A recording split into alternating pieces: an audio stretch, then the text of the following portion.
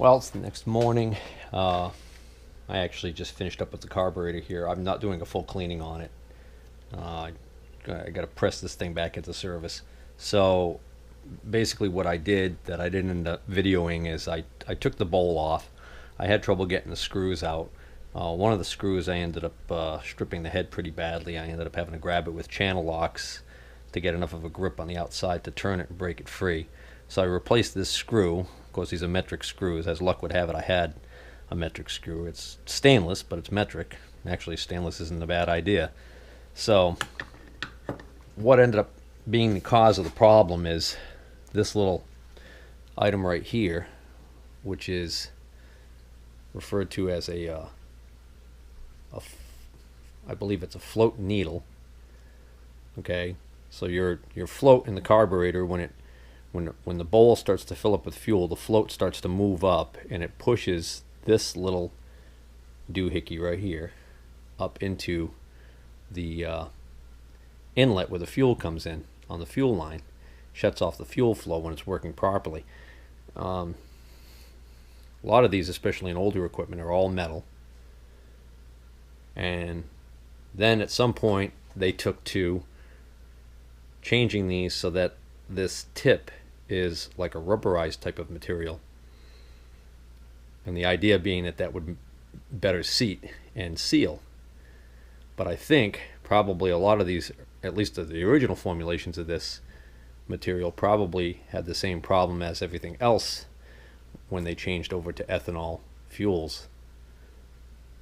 But in this particular case, we're not going to be able to see it because I had to look at it under magnification to see it. But if I look at this little rubber cone under the magnifying glass really closely, I can actually see a ring around it about 3/4 of the way up the cone, which is right where this would be seating. So over time, from seating and unseating, this has actually become deformed and damaged. So when I would take the carburetor when it's empty like this, and you put it like this, gravity makes the float fall down, okay, and then you blow into here, and there's absolutely no restriction, so you know that it's open. And then what you can do is flip it over like this. Gravity causes that float to now move up, and it's now closing that valve, that little needle, and blow on it again, and it doesn't want to pass any air through there. Now, this quick test is not going to help you with issues of float height. In other words, you can adjust how quickly that tab on that float arm pushes on that needle, and that's actually an adjustment you can make. And if you have the service manual, it'll tell you exactly how to do it on different pieces of equipment. They have different variations of how you're supposed to set that. I did tweak this just a little bit so that it's going to engage that needle a little bit quicker. If it engages too quick, then the bowl will not fill up with enough fuel before it starts trying to draw that fuel through the main jet, and you'll have problems. And obviously, if it doesn't engage quick enough, then the fuel will go through the overflow and vent and start leaking out of the carburetor's vent tube before when it's supposed to close. It'll just keep flowing fuel, and that's when you shut the engine off. That's when you get your gas leak. But in my case, I'm confident that it was the deformity on this tip that was actually the problem, because I had one exactly like this in my spares. And when I looked at the one under magnification that I had that was brand new, it had no line or ridge on it like this one does. So now I'm ready to press this back into service. Again, it's filthy, but this was actually running fine except for the gas leak problem and the water and fuel issue, which... Alright, so I'm getting ready to install this back in the ATV, and because it's the biggest pain to get this throttle linkage disconnected and reconnected, that's the first thing I'm going to do, is reconnect this.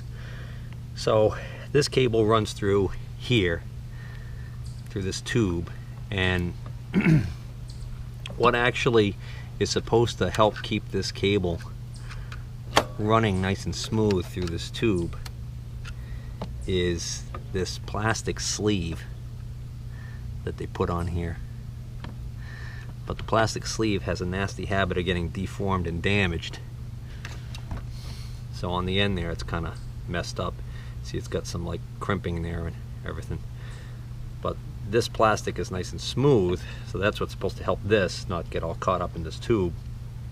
So what I'm going to do though, before I put this together, is I'm going to shoot some lube down the cable this way and also in this tube right here. Now, a dedicated cable lubricating tool and cable lubricant would probably be the perfect thing for this. I'm just using white lithium grease. There are going to be some naysayers who think that I shouldn't be using this stuff on here, but it's what I got. And like I said, I'm pushing this thing into service to get it back up and running.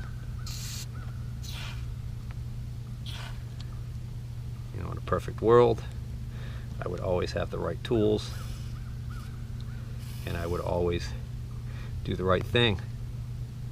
But nobody's perfect.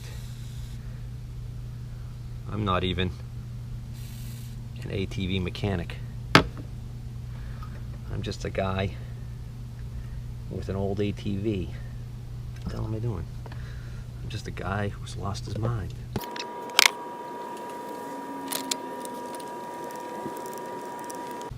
This is a little rubber boot, or what's left of a rubber boot. It's supposed to go over this like this and keep water from getting in here. I wonder if I have any shrink tubing that would actually go over that. I probably don't have any shrink tubing that would shrink down to the diameter to really grip this and still fit over this when it's not shrunk, so I don't think that's gonna work. I think I'm gonna grab a little bit of tape though and tape that up so at least it has something protecting it. All right, just some vinyl electrical tape. Might not last a long time, but better than nothing. Now I got to get that little piece on here and do this little trick here, which is kind of a pain. So there's a little hole on the back of this, so when you put this over the slot and you pull this up, this little end of the cable goes in the hole. Now that keeps that captive. Now you gotta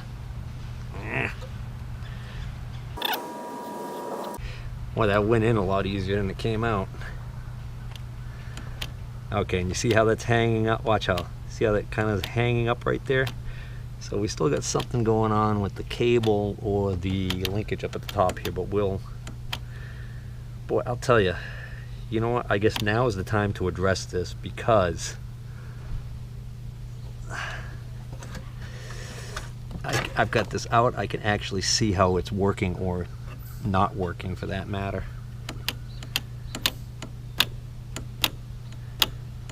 Actually, it seems okay. It might have been just the way I had this cable pinched.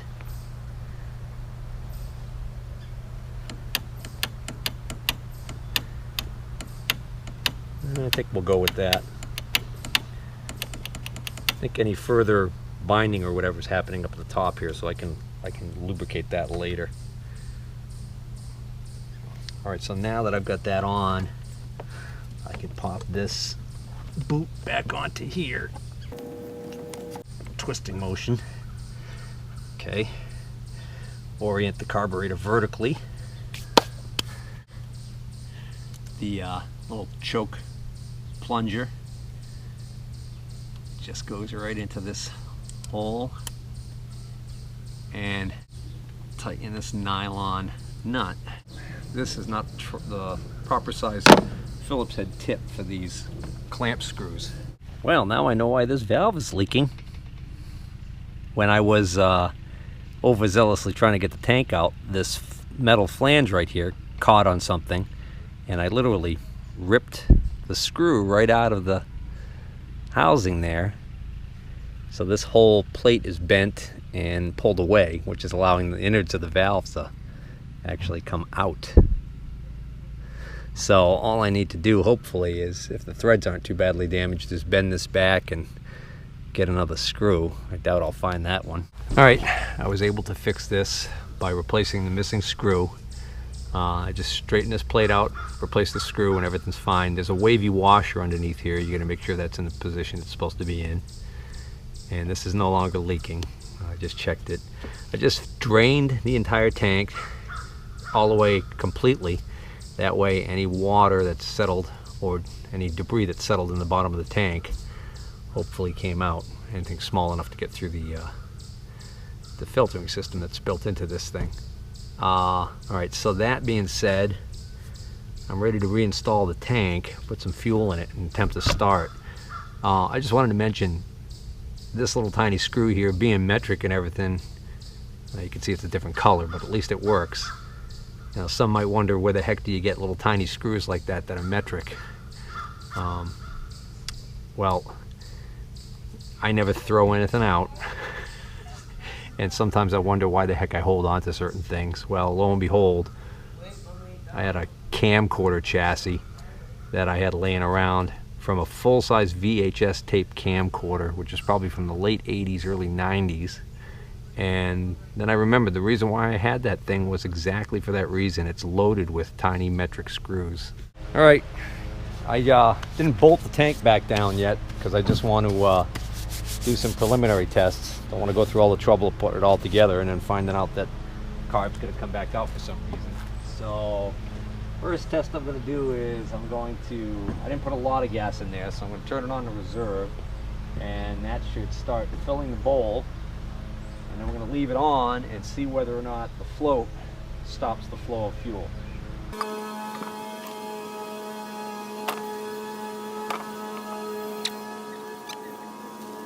Well, that's annoying. Still leaks. No, I shut it off. It'll stop now. Now that I shut the valve off, it'll stop. But the point is, the float's still not seating correctly. Get it. Well, let's see if it starts and runs.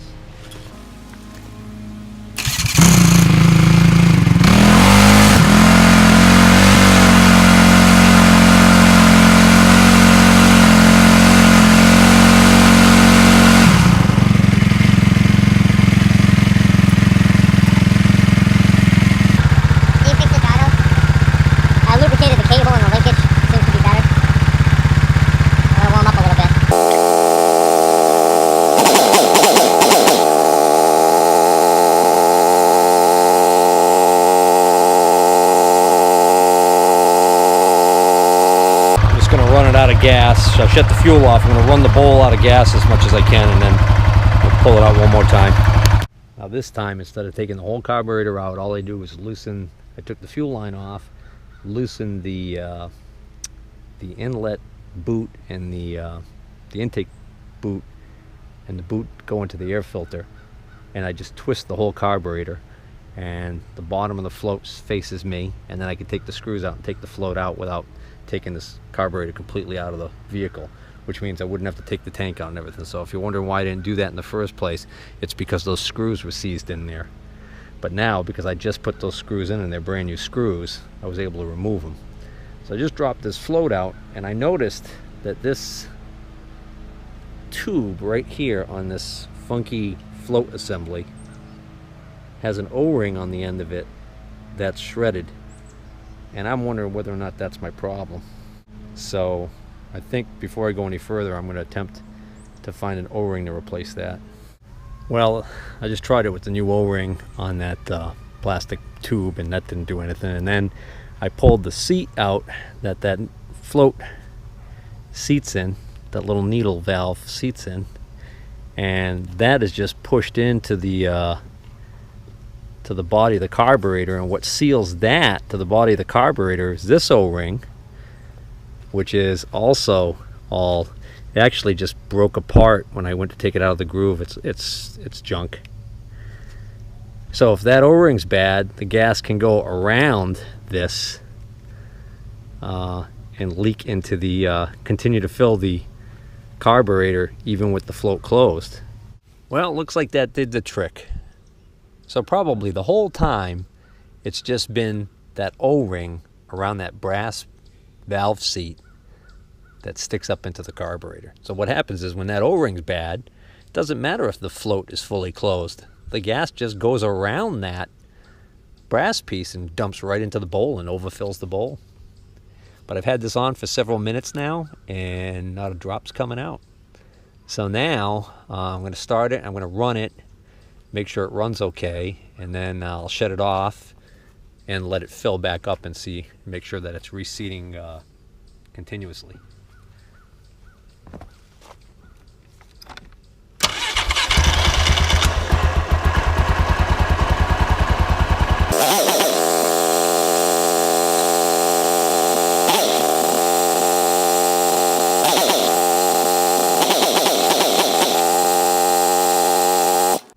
Alright, so let's leave that for a few minutes and see if it leaks. In the meantime, I took the cap off of this throttle assembly right here. There's no sign of any water infiltration. There's still grease in there. It looks good. So, but as long as I got it open, I'm going to squirt some lube down this opening right here, down into the cable, and that should work its way down the cable. Oh, the bad news for me is it's raining. The good news is that it looks like this repair is done. So now, on those occasions when I forget to shut the fuel off, or if I just have it parked for a short period of time and don't want to shut the fuel off, I don't have to worry about fuel dripping out all over the place. Alright, you guys don't need to see the reassembly, just more boring stuff. Take care, bye-bye.